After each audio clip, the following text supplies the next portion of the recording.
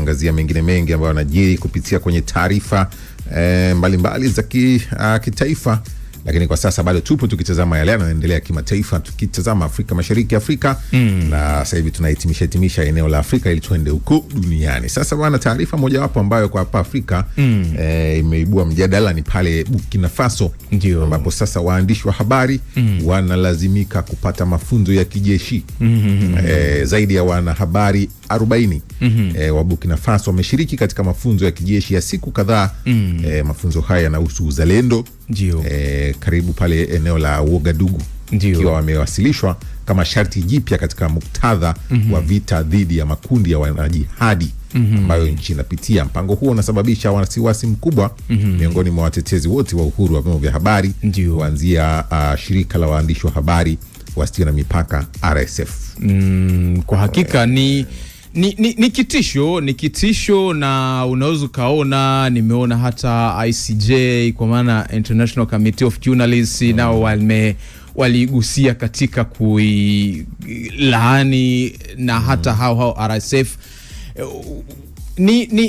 Kwa serikali ya Burkina Faso ni sehemu ya mkakati wanaoita wa kitaifa wa kuhamasisha uzalendo. Utakumbuka ni miezi michache iliyopita rais huyo pia alizungumzia kuhusiana na vijana ambao wanakwenda katika mataifa hasa ya Kiarabu haya kusoma elimu ya dini, na anauliza kwamba watu hao wanaporudi katika wakati huu ambapo dunia inatoka katika analojia kwenda kwenye digital ikiongozwa na mapinduzi ya akili mnemba, elimu hizi wanazopata zinasaidia nini katika push maendeleo ya nchi hasa kiuchumi na kwenye maeneo mengine. Sasa hili nalo linakuja, utakumbuka Ibrahim Traore alivyoingia madarakani, nchi hiyo imekuwa, unaweza kusema, katika mgawanyiko. Wako ambao wanamuunga mkono, lakini pia wako ambao wanaonekana kutounga mkono hatua zake ambazo amekuwa akichukua. Kwa hiyo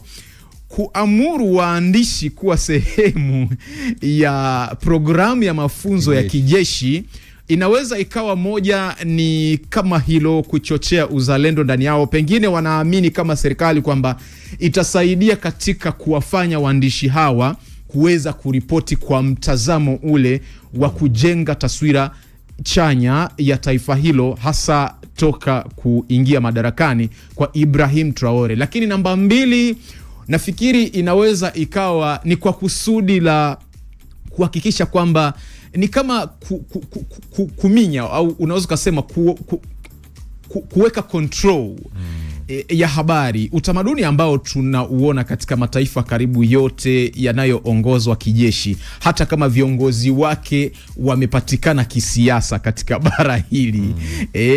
Kama Rwanda, Uganda, utakumbuka kwa mfano kama Uganda, NMG juzi, Nation Media Group, ilipigwa mkasi, baadaye vyombo vikarudishwa. Lakini pia Rwanda, Cameroon na hata Burkina Faso, Niger na Mali. Huu ni utamaduni ambao umezoeleka. Kwa hiyo ni kujaribu kuimarisha control, lakini kusema ule ukweli unapokuja katika ule uhuru wa kikatiba na kisheria wa waandishi wa habari kufanya kazi pasi na kuingiliwa, ili kubalance story katika uripoti na uzungumziaji wake. Hii ni tishio kusema kweli kwa ustawi wa fani hii, si tu kwa waandishi katika nchi hiyo, bali pia bara zima la Afrika. Kwa sababu kumbuka, maradhi haya, mimi huwa napenda kuyaita maradhi, wakati mwingine kama huwa yanaambukiana katika taifa na taifa.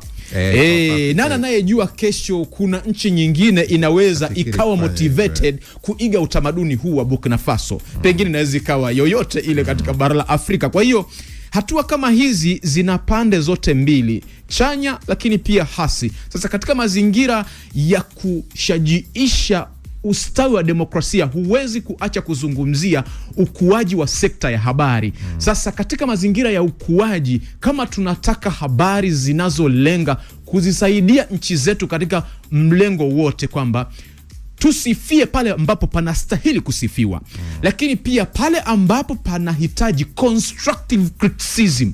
Mimi huwa napenda kusema hili, ukosoaji jenzi nayo pia tuvumilie waandishi kufanya kazi yao hii.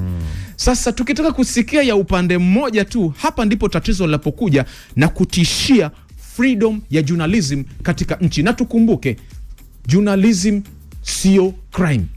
Sawa sawa. Naam.